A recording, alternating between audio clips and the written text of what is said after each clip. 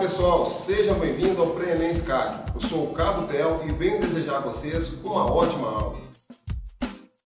Olá, sou o professor Wanderson, sou professor de Física e eu fico muito feliz que você tenha dado esse primeiro passo, talvez o passo mais importante da sua vida. Antes de iniciar a aula, eu gostaria de agradecer ao Cabo Tel, à Igreja Batista Vida, Orrase, Grand Hall, Instituto Paulo Bigodinho. Esses são os nossos patrocinadores. Essa é a nossa primeira aula de cinemática.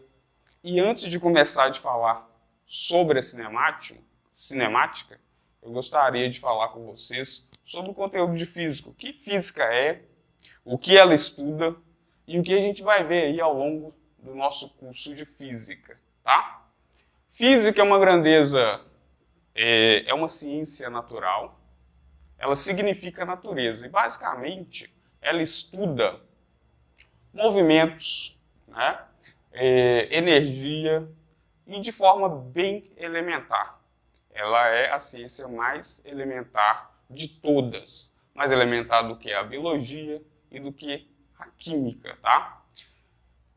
Dentro da física, por questão didática, para facilitar o nosso estudo, nós vamos dividir a física em partes para a gente ver durante o nosso curso. Então, primeiro a gente vai estudar a mecânica, depois a termodinâmica, ondulatória, ótica geométrica, eletromagnetismo e física moderna. A mecânica, nós vamos perder boa parte do nosso tempo, visto que o Enem gosta de cobrar o assunto, nessa grande área, tá? Basicamente, a mecânica estuda o movimento dos corpos. Movimento dos corpos, energia e todas as implicações a partir do movimento e energia. Então, para iniciar o nosso estudo da mecânica, a gente também a divide em algumas partes. Cinemática, dinâmica, energia, gravitação universal e hidrostática. A cinemática estuda o movimento sem se preocupar com as causas. A dinâmica já é um estudo dos movimentos, atentando para as causas do movimento. É onde nós estudamos as 3 leis de Newton, as 3 leis básicas do movimento. Em seguida, estudaremos energia, também relacionada aos movimentos, a gravitação universal, que é a relação basicamente entre as massas, como ocorrem os movimentos dos planetas, isso é importante a gente entender. E, por último, a hidrostática, que basicamente vai estudar o movimento dos fluidos. Para iniciar o nosso estudo, vamos nos atentar à cinemática. A cinemática, que é o estudo do movimento, sem se preocupar com as causas. Na cinemática, nós vamos falar de distância, deslocamento, velocidade, aceleração.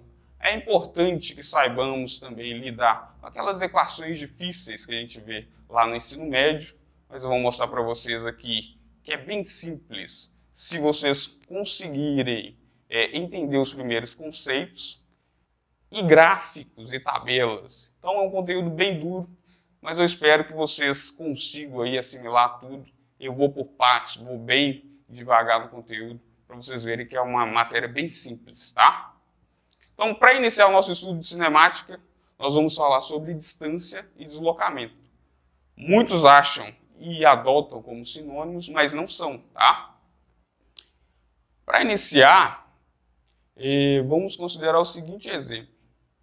A volta internacional da Pampulha, ela tem aproximadamente 17.800 metros, tá? A distância percorrida na volta da Pampulha, para quem quiser maratonar, é basicamente essa, tá? A distância ela é uma grandeza física escalar. Observe que eu disse 17.800 metros. Todos compreendem a distância percorrida. Então, se você quiser treinar para a prova, você tem em mente qual que é a distância que você vai ter que percorrer. O deslocamento é uma grandeza vetorial. Ela depende das posições inicial e final. E é interessante observar que o deslocamento, ao contrário da distância, ela só depende das posições inicial e final. Então, aqui como exemplo, pegamos um objeto, um corpo, ou qualquer pessoa que vá da posição A para a posição B e se desloque por 44 metros. Observe, essa é a posição inicial, o ponto A. Essa é a posição final, o ponto B. Então, o deslocamento é 44 metros da posição A para a posição B. Qual é a diferença entre deslocamento e distância? O seguinte, você poderia dizer que o deslocamento é de B para A. É um deslocamento diferente do inicial. Se você fizer um deslocamento de 44 metros de A para B, você chega numa posição diferente de 44 metros de cima para baixo, ou do sudoeste para nordeste. Então, observe que o deslocamento ele fica definido quando a gente fala o valor, a direção e o sentido. Isso é importante na definição de grandezas vetoriais. O deslocamento é um vetor. Toda grandeza vetorial ela é determinada por módulo ou intensidade. Então, nesse caso, a intensidade do deslocamento é 44 metros. Direção, nesse caso, a linha horizontal, tá? Poderia ser vertical também. E sentido, nesse caso, da esquerda para a direita. Então, toda grandeza vetorial ela fica definida quando nós dizemos essas três características, enquanto que as grandezas escalares elas ficam determinadas apenas com o número e a sua unidade. Então, a distância da volta internacional da Pampulha é 17.800 metros. A temperatura ambiente está próximo de 30 graus Celsius hoje. Essas grandezas ficam completamente definidas apenas com o número e a unidade. Massa, volume, também são exemplos de grandezas escalares. Então, eu tenho por volta de 75 quilos. Não interessa se é para cima ou para baixo, é claro que em alguns casos depende, mas esse tipo de grandeza fica definida apenas com o número, a intensidade, o módulo e a sua unidade. As grandezas vetoriais não. Além de dizer o valor, é necessário que se diga a direção e o sentido também. Vamos então para exemplos. Aqui nós temos dois exemplos de deslocamentos. 2 metros horizontal para a direita e esse deslocamento de 3 metros vertical para cima. Todo o vetor fica determinado ao se dizer um valor, a direção e o sentido. Nós vamos estudar mais a fundo os vetores em breve, mas já fica claro que a forma de representar os vetores se dá por uma semirreta, indicando a direção e sentido. Então, recapitulando, a distância é uma grandeza física escalar. Então, basicamente, a gente diz só o valor e a unidade correspondente, ela fica completamente determinada. 30 centímetros pode ser o tamanho de uma régua. 8.900 metros é a altura aproximada do Monte Everest. 300 quilômetros é uma distância de uma viagem curta. O deslocamento é uma grandeza vetorial. Então, além de se dizer um valor, a unidade, tem que se dizer também a direção e sentido. Um avião que tem a velocidade de 800 km por hora de sudoeste para o nordeste chega em um lugar completamente diferente de outro avião que tem uma velocidade de 800 km por hora de norte para sul.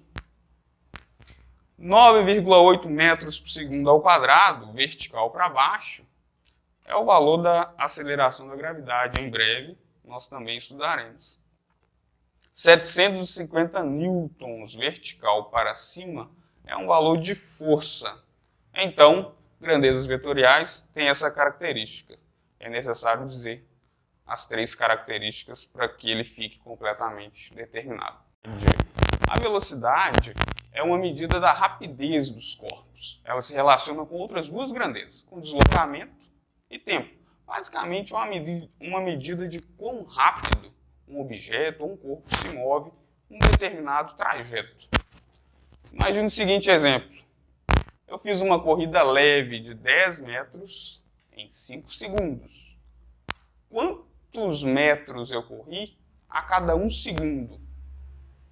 Você pode parar o vídeo aí, pensar um pouquinho e perceber que quem faz 10 metros em 5 segundos, a cada 1 segundo está correndo 2 metros. Então são 2 metros em 1 segundo. A gente pode representar de forma esquemática assim, 2 metros por segundo. Essa é uma medida da rapidez da pessoa que está fazendo 10 metros em 5 segundos. Repeti a corrida e fiz 20 metros nos mesmos 5 segundos. Estava mais rápido ou devagar? E aí, qual foi a rapidez?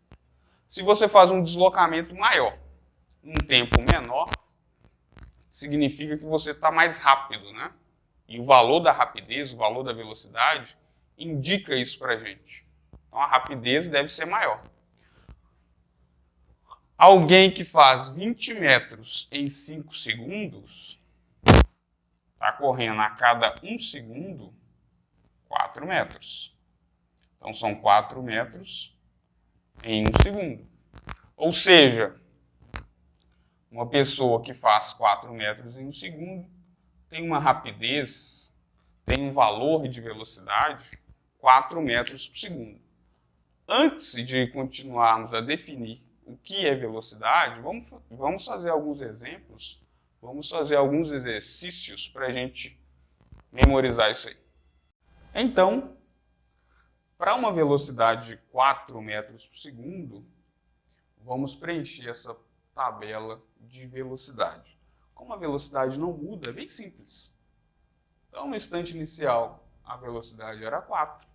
1 segundo depois, a velocidade era 4. E assim por diante. Nós estamos considerando que a velocidade nunca muda. Então, a rapidez é sempre a mesma. Essa pessoa se desloca 4 metros a cada 1 segundo. A posição. No instante de tempo inicial, a posição era 0. 1 segundo depois, essa pessoa se desloca 4 metros.